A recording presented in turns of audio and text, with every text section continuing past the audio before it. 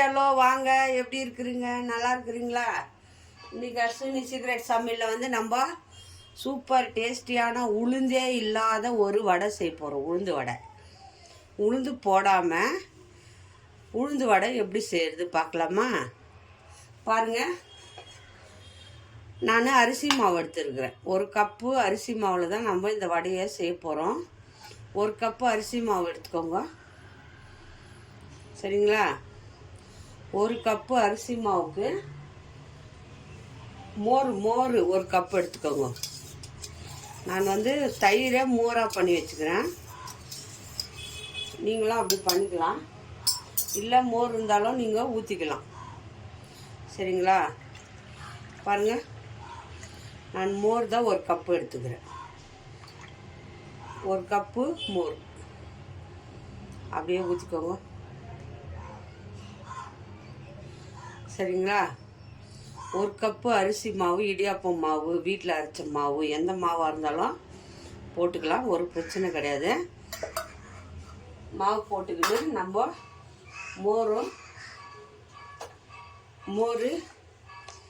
மோர் இருந்தால் போட்டுக்கோங்க, இல்லைன்னா தயிரை தண்ணி ஊற்றி நல்லா கரைச்சிட்டு போட்டுக்கோங்க. இது கூடவே சால்ட்டு போட்டுக்கலாம். சால்ட்டு போட்டு இன்னும் ஸ்டவ் பற்ற வைக்கலைங்க. ஃபஸ்ட்டு வந்து இது நல்லா நம்ம மிக்ஸ் பண்ணிக்கலாம். மோரும் அரிசி மாவும் நல்லா மிக்ஸ் பண்ணுங்க.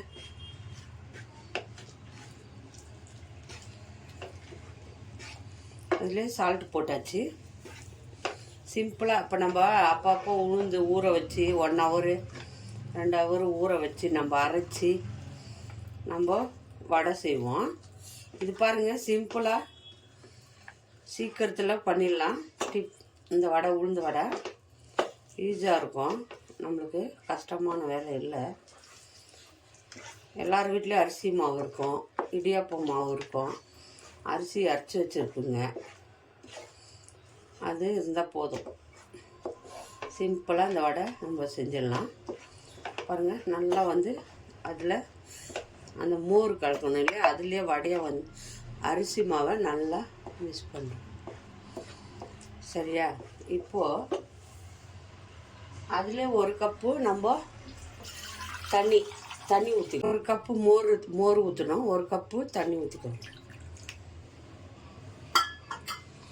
அவ்வளோதான். இது கட்டி இல்லாமல் நல்லா கரைச்சிருங்க. தோசை மாவு இது பதத்துக்கு இது கரைக்கணும், சரிங்களா? தோசை மாவு பதத்துக்கு நம்ம இதை நல்லா கரைச்சிருங்க. எவ்வளோ ஈஸியாக இருக்கும் பாருங்கள் வடை. இது சேம் உளுந்து வடை மாதிரி தான் இருக்குங்க, சாஃப்டாக இருக்கும், நல்லாயிருக்கும் சாப்பிட்றதுக்கு. மேலே மொறுன்னு இருக்கும் வடை, சரிங்களா? இதை நல்லா தோசை மாவு மாதிரி நல்லா கரைச்சிருங்க. ஒரு கப்பு அரிசி மாவுக்கு ஒரு கப்பு மோர், ஒரு கப்பு தண்ணி, அவ்வளோதாங்க. நல்லா மிக்ஸ் பண்ணியாச்சு. இப்போ ஸ்டவ் பற்ற வச்சுப்போம். இந்த மாதிரி எல்லாம் நல்லா கரைச்சிடுங்க. கரைச்ச பின்னாடி நம்ம ஸ்டவ் பற்ற வச்சுக்கணும். ஸ்டவ் பற்ற வச்சாச்சு. ஸ்டவ் பற்ற வச்சுட்டு கை விட்டுறாதுங்க, கலக்கிட்டே இருங்க, கெட்டியாகிடும் மாவு. ஏன்னா இது அரிசி மாவு இல்லையா, அதனால் உடனே கெட்டியாகிடும், சரிங்களா? கொஞ்ச நேரம் கை விடாமல் கலக்கிட்டே இருங்க, மிக்ஸ் பண்ணே இருங்க. ஏன்னா இந்த அரிசி மாவு இருக்கிறதுனாலே எப்படி ஒரு மாதிரி கட்டியாகிடும், உடனே கட்டியாகிடும். தவா சூடாகணுமே கட்டியாகிடும். கெட்டியாகட்டும், கலக்கிட்டே இருங்க. பாருங்கள், மாவு கட்டியாகுது பாருங்கள். ஒரு 2 நிமிஷத்துலேயே கட்டியாகிடும் மாவு. நல்லா கட்டி இல்லாமல் கலக்கி விடுங்க. இப்போ ரொம்ப அர்ஜென்ட்டு, ஏதாவது யாருன்னா கெஸ்ட்டு வந்துட்டாங்க, அவங்களுக்கு ஒரு பொங்கல் பண்ணால் ஒரு வடை செஞ்சு கொடுக்கணும். அப்போ நம்ம உளுந்து ஊற வச்சு அரைக்க முடியாது இல்லையா? இப்போ கட்டியாக சிம் பண்ணிவிடுங்க, சரிங்களா? சிம் பண்ணிவிட்டு நம்ம இதில் வந்து நான் வந்து இது சில்லி பவுட்ரு. பச்சை மிளகா போடல, காரத்துக்கு காஞ்ச மிளகா இது எடுத்துக்கிறேன். அது கூட கொஞ்சம் இஞ்சி போட்டுக்கோங்க. இஞ்சி கொஞ்சம் போட்டு கொஞ்சம் கொத்தமல்லி போடுங்க. அவ்வளோதான். இது கூட மிக்ஸ் பண்ணோம்னா நல்லா வாசனையாக இருக்கும். சரிங்களா? சீரகம் இருந்தால் கொஞ்சம் போட்டுக்கோங்க. இதை அப்படியே மிக்ஸ் பண்ணுங்க. மாவு வந்து நல்லா வெந்து வரணும்.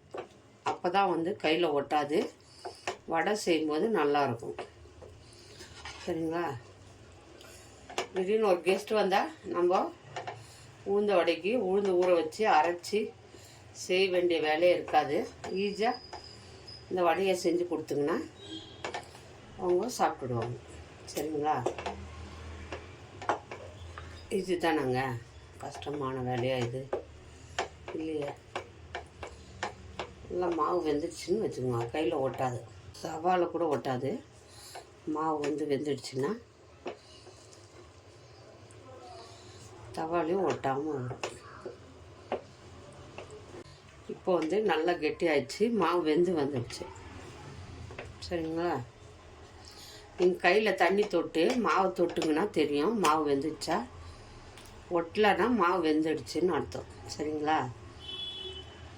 இப்போ கையில் தண்ணி தொட்டுன்னு நம்ம வெந்துடுச்சா பாருங்க. ஒட்டலை பாருங்க, மாவு ஒட்டலைன்னா மாவு வெந்துடுச்சுன்னு அர்த்தம். சரிங்களா? நீங்கள் டவுட்டாக இருந்தால் கையில் தண்ணி தொட்டு கொஞ்சம் மாவு வெந்துடுச்சா இல்லையான்னு தொட்டு பாருங்கள். சரிங்களா? அப்போது பாருங்கள், கடாயில் கூட ஒட்டாமல் வரும் மாவு வெந்துட்டா. இப்போ நம்ம இது கூட நல்லா பொடியாக நறுக்குனா ஒரு வெங்காயம் இருந்தால் போடுங்க. வெங்காயம் வேண்டான்னா போடாதுங்க. கூடவே நல்லா நிறைய கொத்தமல்லி போடுங்க, நல்லாயிருக்கும். கொத்தமல்லியும் வெங்காயத்தையும் போட்டு நல்லா மிக்ஸ் பண்ணுங்க.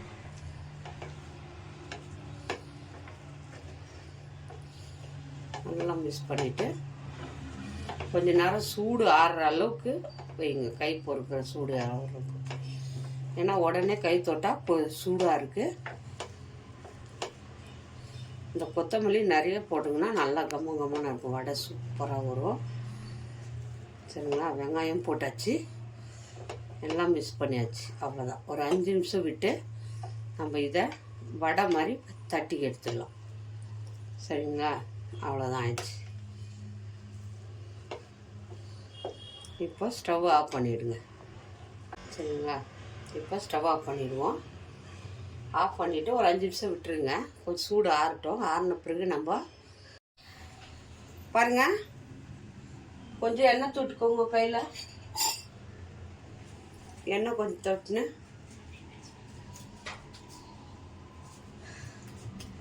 பாருங்கள், ஒட்டில். இப்போ இது வடை பதத்துக்கு நம்ம தட்டி ஒரு தட்டில் போட்டுப்போம்.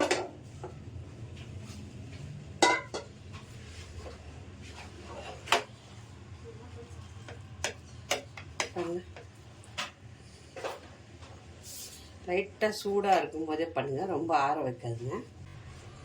இந்த மாதிரி உருண்டை விட்டுக்கணும். இந்த மாதிரி உருண்டை விட்டுட்டு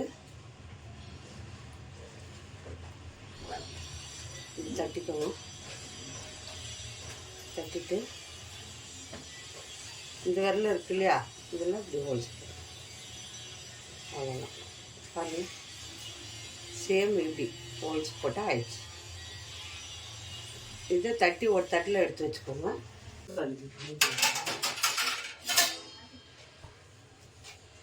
இந்த மாதிரி ஒரு தட்டில் எடுத்து வச்சுக்கோங்க. இந்த மாதிரி உருட்டி எல்லாத்தையும் விட்டுட்டு காட்டுறேன் பாருங்க. சேம் அதே மாதிரி கொஞ்சம் கொஞ்சமாக எடுத்துக்கோங்க. கையில் எண்ணெய் போட்டுக்கோங்க. எண்ணெய் தொட்டுக்கிங்கன்னா தான் நல்லா ஒட்டாமல் வரும் கையில். இந்த மாதிரி விட்டுடுங்க. விட்டுட்டு ஒரே கை தான், 2 கை இல்லை, நல்லா இப்படி தட்டிக்கணும். இந்த மாதிரி வடை பதத்துக்கு தட்டிட்டு இந்த விரலுக்குது இல்லையா, இதில் ஹோல்ஸ். அவ்வளோதான். இந்த விரலில் ஹோல்ஸ் போட்டுடுங்க. அவ்வளோதான். ரொம்ப மெலிசாக கூட தட்டக்கூடாது, கொஞ்சம் மோட்டாவே தட்டிக்கலாம். இந்த மாதிரி தட்டி எல்லா தட்டில் எடுத்து வச்சுக்கோங்க. சரி, அதே மாதிரி தான் ஊற்றிடுங்க. 1 கப்பு மாவு தான் போட்டோம் பாருங்கள், எவ்வளோ வடை வரும்னு. தட்டிடுங்க. இந்த மாதிரி தட்டிட்டு அது கூட இந்த விரலில் ஹோல்ஸ் போட்டுருங்க. ஆமாம், தெரியுதுங்களா? உளுந்த வடை இவ்வளோ தான். இது தட்டி ஒரு தட்டில் எடுத்து வச்சு எல்லாத்தையும் எடுத்து வச்சு பாருங்கள். ஒரு கடாய் வச்சு எண்ணெய் ஊற்றிக்கோங்க. எண்ணெய் சூடாகட்டும். பாருங்கள், வடை வந்து இந்த மாதிரி தட்டி வச்சுக்கணும். பாருங்கள், இந்த மாதிரி எல்லாத்தையும் தட்டி இந்த மாதிரி ஹோல்ஸ் போட்டு வச்சுக்கோங்க. எண்ணெய் சூடு அனுப்புறது அப்படியே போட்டு எடுக்கிறது தான். சரிங்களா? பாருங்கள், எண்ணெய் நல்லா சூடாயிடுச்சு. இப்போ வந்து நம்ம இதை வடையை எடுத்து ஒன்று ஒன்றா போட்டுக்கோங்க.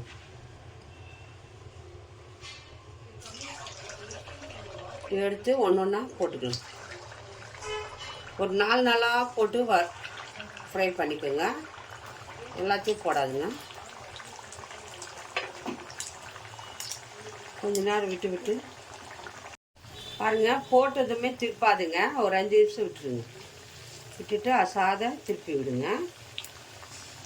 போட்டோமே நம்ம திருப்பக்கூடாது. நல்லா கலர் வரும். சூப்பராக கலர் வந்த பிறகு நம்ம திருப்பி போட்டுக்கலாம். கலர் வர வரைக்கும் நம்ம நல்லா திருப்பி போட்டு எடுத்துக்கலாம். ஏற்கனவே வந்து நம்ம வந்து மாவை வந்து வேக வச்சுட்டுருந்தோம்.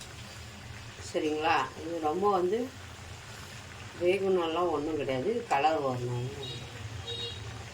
நல்லா மேலே வந்து மொறுமொறுனும் உள்ளே சாஃப்டாகவும் நம்ம உளுந்து வடை இது ரெடி பண்ணிக்கலாம்.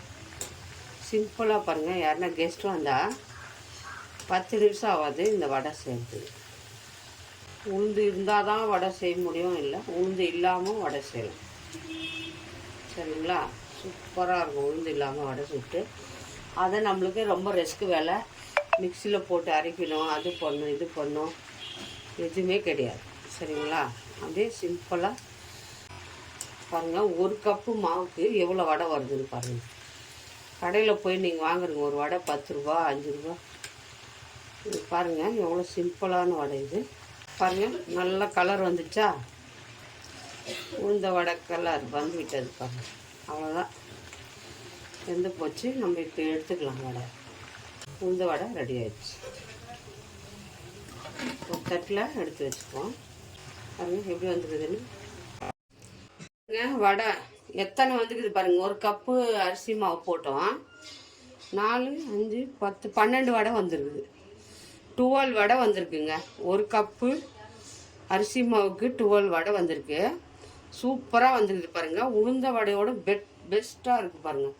ஹோல்ஸ் பாருங்கள். இதெல்லாம் நம்ம பேச்சுலருக்கு கூட செம்மையாக செய்யலாம். எப்படி வந்துருக்குது பாருங்கள். மேலே வந்து மொறுன்னு இருக்குது பாருங்கள். உள்ளே பாருங்கள் சாஃப்டாக இருக்குது. ஆஹா, எவ்வளோ அருமையாக இருக்குது பாருங்கள் வடை. சிம்பிள். எல்லா வடையும் சுட்டாச்சு. 12 வடை வந்திருக்கு. செம்மையாக நம்ம பாருங்கள் கட் பண்ணி பாருங்கள். இந்த மாதிரி பண்ணி பார்த்துட்டோம் எவ்வளோ சாஃப்டாக வந்துருக்குதுன்னு. இனி உளுந்து வடையே வேண்டாங்க. டக்குன்னு எடுத்துங்களா, அரிசி மாவு இருக்கா, வடை சுட்டுவிடுங்க. செம்ம டேஸ்ட்டாக இருக்குது. நம்ம சிம்பிளாக குயிக்காக ஒரே 10 நிமிஷத்தில் வடை வருது பாருங்கள். உளுந்த வடை இந்த மாதிரி வீட்டில் செஞ்சு பாருங்கள். கண்டிப்பாக நல்லா வருது. எப்படி வந்துச்சுன்னு சொல்லுங்கள். சூப்பராக வந்திருக்கு. ரொம்ப டேஸ்ட்டாக இருக்கு. யார் யாருக்கு இந்த வடை பிடிக்குமா லைக் பண்ணுங்கள், ஷேர் பண்ணுங்கள், கமெண்ட் பண்ணுங்கள். மறக்காத அஸ்வின் சீக்ரெட் சமையலை சர்ப்ரைஸ் பண்ணுங்கள். 10 நிமிஷத்தில் உளுந்தே இல்லாமல் வடை, சூப்பரான வடை.